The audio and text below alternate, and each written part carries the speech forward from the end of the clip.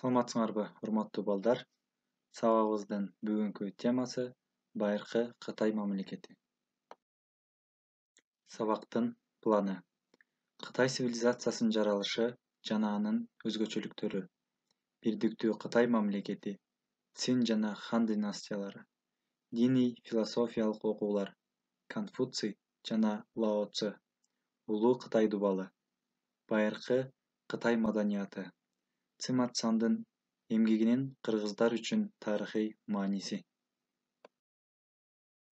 Кытай цивилизациясынын жаралышы. Байыркы мезгилде Кытайдын аймагында Хуанхэ дарыясынын жээктеринде алгачкы мамлекеттер, номдор пайда болгон. Дүйнөлүк алгачкы цивилизациялар эки дарыя аралыгында Нил өрөөнүндө Ганг жана Инг дарыяларынын ортосунда пайда болгондой эле Кытайда дагы Хуанхэ жана Янцзы дарыяларынын аралыгында пайда болгон.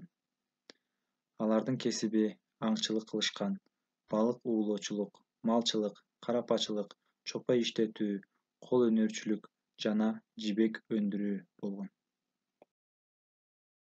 Кытайдагы алгачкы мамлекеттер. Шан мезгили. Биздин заманга чейинки 18-17 кылымдар өкүм сүргөн. Шоу мамлекети Вэй дарыясынын жээгиндеги уурлар негиздеген. Бул мезгил биздин заманга чейинки 13-8 кылымдар. Шоу мамлекети тышкы душмандардын кол салууларынан 5 князьдыкка бөлүнүп кеткен. Цин падышасы биздин заманга чейинки 5 кылымда түндүк батыштагы Жуан уурларын басып алып, өз жерин кеңейткен. Реформаларды Шаньян төрө жүргүзгөн. Цин династиясынан чыккан Чан байыркы Кытайдагы бардык падышаларды бириктирип, жаңы титул Хуанди император наамын алган. Ал өзүн биздин заманга чейинки 221-жылы Цин Шихуанди деп жарыялаган. Цин Шихуанди Цин империясынын биринчи императору. Биздин заманга чейинки 209-жылы Цин мамлекетинде көтөрүлүш башталып, натыйжада биздин заманга чейинки 207-жылы мамлекет кулаган. Көтөрүлүшкө жетекчилик кылган Лю Бан биздин заманга чейинки 202-жылы өзүн император деп жарыялаган. Лю Бан негиздеген династия Хан династиясы деп аталган. Чаньян шаары империянын борбору болуп калган. Хан доорунда тышкы соода өнүккөн. Император Удинин мезгилинде Чыгыш Түркстан аркылуу Орто Азиянын башка элдери менен соода сатык жүргүзүлүп турган. Ошентип, улуу жибек жолу өнүгө баштаган.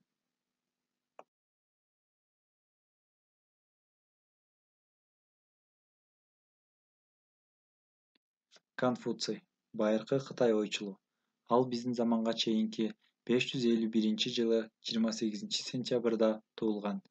Адат, каада салт конфуцийликтин негизги принциби болгон. Конфуцийдин окуусунун негизин адамдарды тарбиялоодо улууларга жана кожоюнга баш ийүү, момундук менен моюн сунуу, даяр туруу сыяктуу окуулар түзгөн. Конфуций биздин заманга чейинки 479-жылы 11-апрелде каза болгон. Лао Цзы көп жашаган акылман дегенди түшүндүрөт. Лао Цзынын окуусунун негизинде даоцизм келип чыккан. Дао жол же дүйнөнүн негизи дегенди түшүндүрөт. Император Цин Шихуанди өлкөнү хундардан коргонуу үчүн дубал курууга буйрук берген. Биздин заманга чейинки 4-кылымда Ян, Чао, Цин патшалыктарында түндүгүндөгү көчмөлөрдөн коргонуу максатында чек дубалдар курулган эле. Дубалдын курулушунда 2 миллионго жакын адам иштеген. Негизги жумушчулары аскерлер болгон. Андан сырткары кедейлер, кулдар иштеп турган. Улуу Кытай дубалынын узундугу 4000 километрге жеткен. Ар бир 60-100 метрлей жерлерде кароол мунаралар курулган. Кытай жазуусунда иероглифтер колдонулган. Анын саны 50 миңге жеткен. Биздин заманга чейинки 3-кылымда жазуу үчүн жибек пайдаланылган.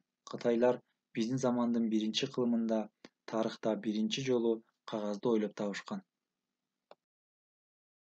Цыматцан тарыхый жазмалар Шицы аттуу эмгегинде биздин заманга чейинки 201-жылы Кытайдан түндүгүрөөктө жашаган кыргыздар жөнүндө жазган. Кытайда астрономия, география, агрономия илимдери жакшы өнүккөн. Чайды өстүрүшүп, дары катары пайдаланышкан. Медициналык китептердин каталогу түзүлгөн. Ошондой эле байыркы Кытайда компас, живопись, жибек жана архитектуралык курулуштар пайда болуп өнүккөн. Тема боюнча суроолор. Эмне үчүн байыркы мамлекеттер Хуанхэ өрөөнүндө пайда болгон? Байыркы Кытай цивилизациясынын өзгөчөлүктөрү эмнеде? Цин империясынын түзүлүшү кандайча жүргөн? Хан династиясы жөнүндө айтып бергиле. Байыркы Кытайдагы диний философиялык окуулардын негизи эмнеде болгон? Конфуцийдин жана Лао Цзынын окууларына талдоо жүргүзгүлө. Улуу Кытай дубалынын куруунун себептери жана мааниси жөнүндө эмне билесиңер? Байыркы Кытай маданияты жөнүндө айтып бергиле. Тарыхчы Цыматцандын жазмаларынын кыргыздар үчүн кандай мааниси бар?